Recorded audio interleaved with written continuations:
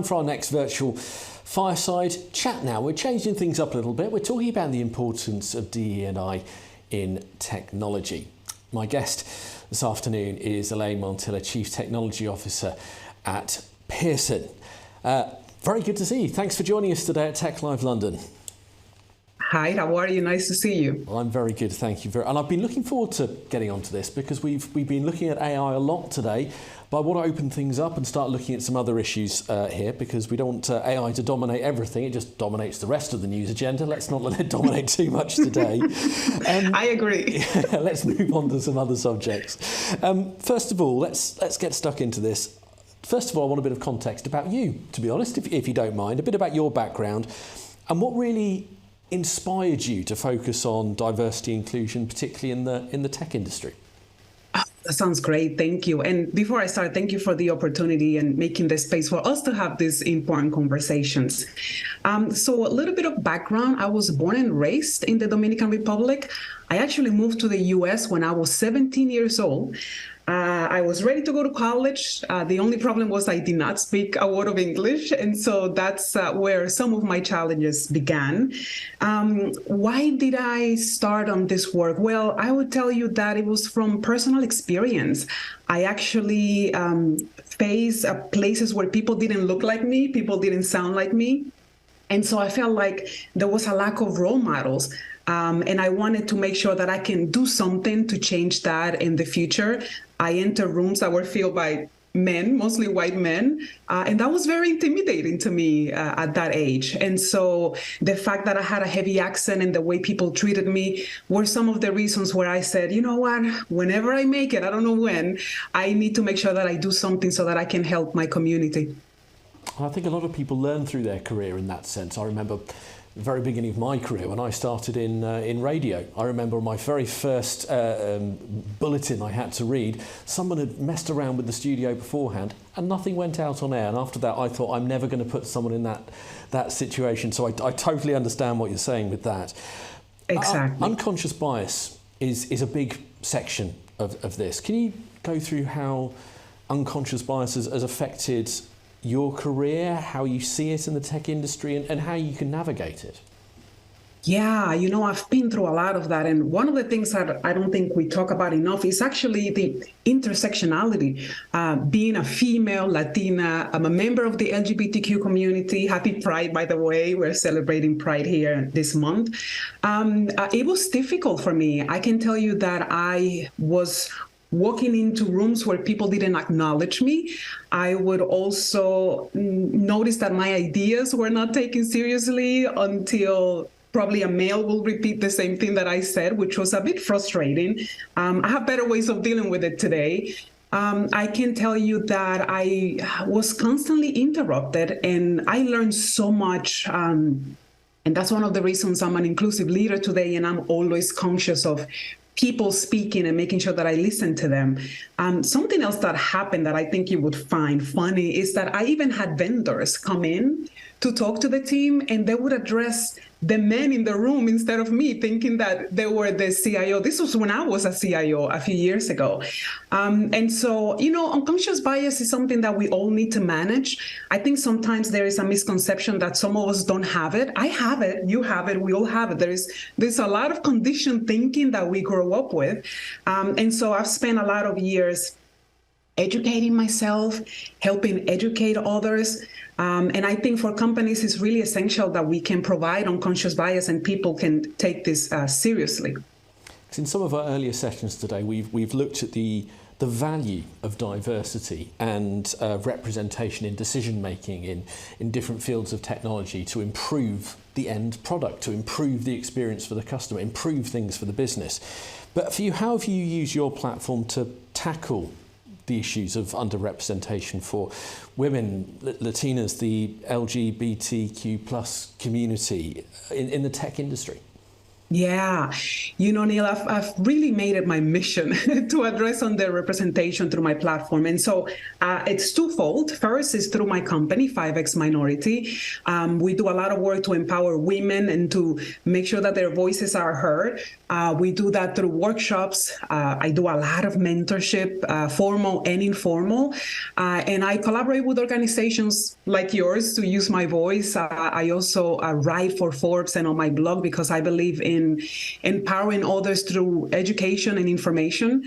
And then as a CTO at Pearson, I make conscious efforts to ensure that our hiring and promotion practices are equitable. I think one of the things that we need to make sure we do is we need to become partners with HR. We need to become partners with the DEI role in our company. And listen, I'm a CTO, I'm not a DEI person, but I know that that's part of my role. And I think over the years, we always felt like, okay, there is a DI person. They're going to fix all the problems. And that's impossible. One person cannot fix all of our problems.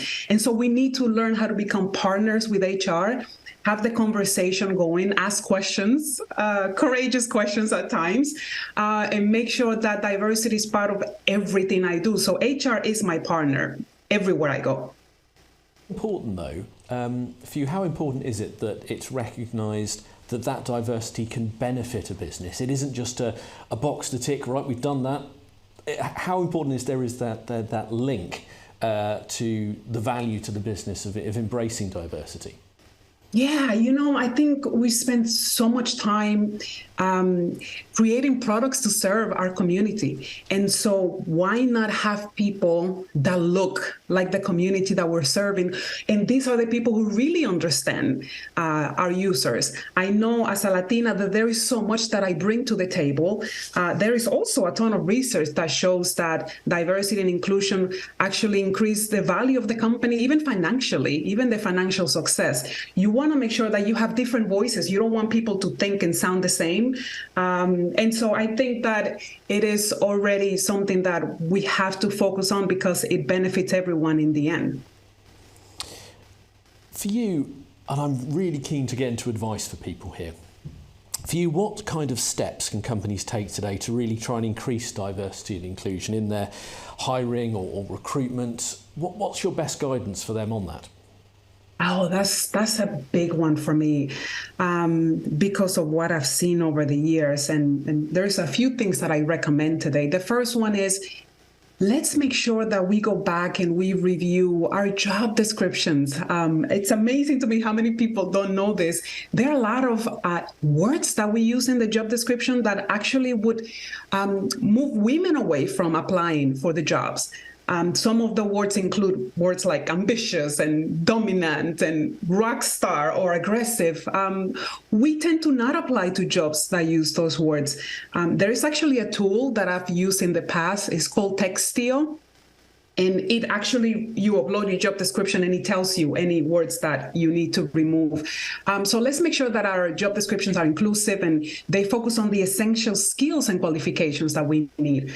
The second one will be, the recruitment channels. And this is something that I talk about in my TEDx talk. I think sometimes we overlook public schools, public colleges, community colleges, what we call HBCUs, historically Black colleges and universities.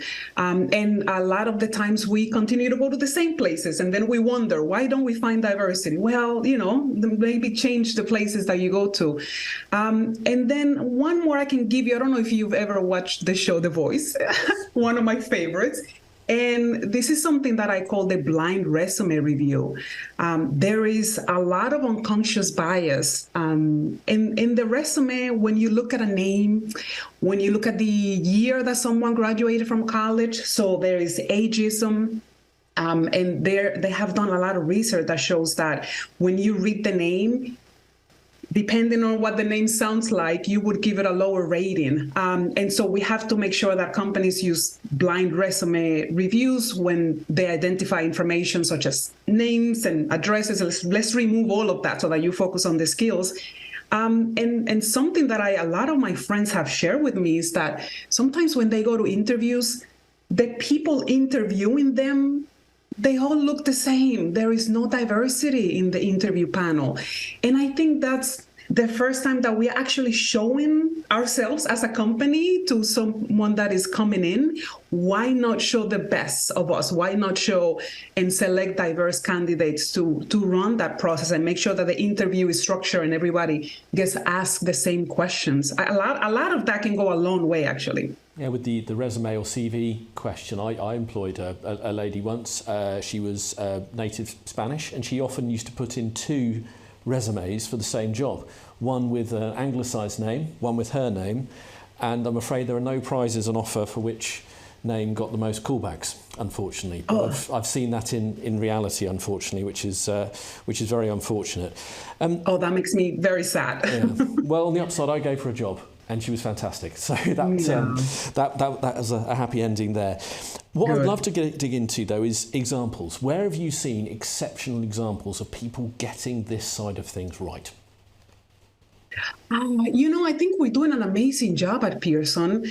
I am part of multiple ERG groups at Pearson, and I love the conversations that happen there. And I am a partner with my HR person, and we collaborate weekly.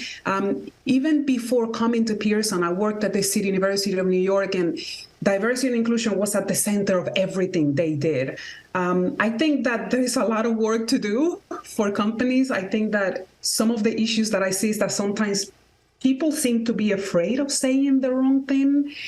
And in the end, they end up saying nothing, or it's either that, or sometimes there is a lot in writing. Like, you can go to the website and see a lot of information in writing, but when you actually get to the data and what they're doing, it doesn't meet the goals. And so I think this is an ongoing process. This is not something that you can do once and have like a check mark. Okay, I'm done. This is good, and we can move on. It goes beyond that. And I can see over the years, and I started this a few years ago, that there is more focus on it. I mean, look at this. You have me here speaking. This is not something that was happening years ago. So the focus is in the right place. And, you mentioned AI earlier, and we want to make sure that when we train AI, the bias is removed because it comes with the person, and whatever I'm putting in is what's coming out. And so we just have to be mindful and make sure that we address these issues early on, and we have diverse people working on it, right? Absolutely. Well, you were just getting on to some advice there in terms of people not speaking out and not saying anything, even if they notice something. What I wanted to ask you about is, how can anyone watching this be an ally? How can they be an advocate in this side of things to make sure they do have the courage to say something if they don't think it's right or could be improved upon? Yeah. I love this question. I think sometimes people hear the word allyship, and a lot of people think it's a passive role, like, okay, I'm an ally, I say it. Let me put my pronouns under my signature and I'm good to go. That helps, but that's not enough. It's an active role, actually, and it takes a lot of courage. One of the things that I'm conscious of doing is always looking around, always being aware of who's doing what. I would go back to my teams and ask, why are the same people working on the same projects? How about this person and how about this person? Let's have some different people working on it. One thing that you could do is during meetings, pay attention. Sometimes I would have a pen and I would write down who spoke during a meeting. And at the end of the meeting, I make a note and I go around to address people who didn't say anything. And I would say, what do you think? What's your opinion? Something else that I do as an ally is I have virtual hours every Friday, and anyone from the company, and let me tell you, have over 300 people reporting to me. Anyone at any level can come in via Teams and speak with me about anything and share information with me. Something else that you could do is conduct stay interviews. I think sometimes we wait until the end to find out what's going on. We have these exit interviews where we find out, okay, what happened? Why are you leaving? Why not do stay interviews throughout the year to find out, why are you here? What are we doing that's making you stay here? And so I'm very intentional about that. That's the word that I like to use. And I also make an attempt to meet with every new hire to make sure that they get to know me and I understand their backgrounds. We need to speak up when we see something wrong that is happening. And I think it requires being less selfish and not thinking about ourselves, but thinking about the other person and the other generations that are coming. You know, all the work that I do with 5X Minority is not for me. It's for the Latinas that are coming behind me who need my help.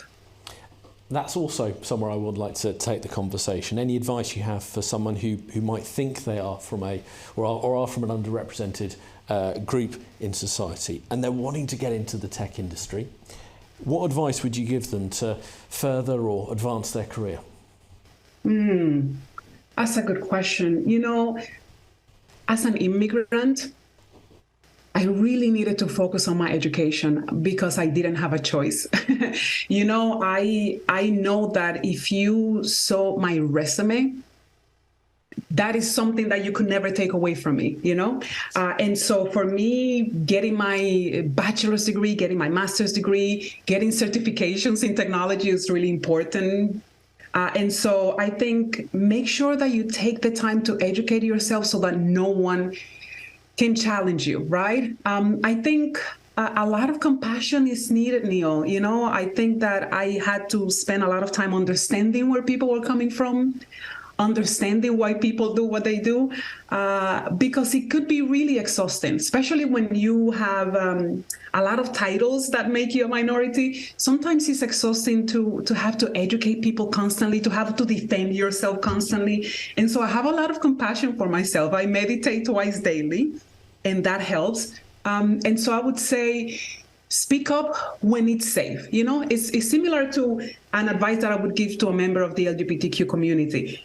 Come out when it's safe, when you feel comfortable. This is a personal decision. And I want to acknowledge that sometimes it is not safe to speak up. Sometimes it is not safe to say, I see what you're doing here, because you could lose your job. And so until we get to a place where society can change and we are able to be ourselves and we're able to use our voices, then you just have to be mindful, know when is the right place and the right time to do something.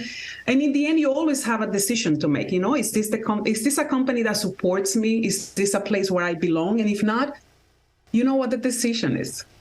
And one final question, as we've just got enough time, and if we could have this relatively brief, and I apologise, it's a big question, but for anyone who is a decision maker, who holds the power at the top of any kind of organisation, what advice would you give them to take away with today? What is the thing they should maybe think about doing differently when they leave this talk today?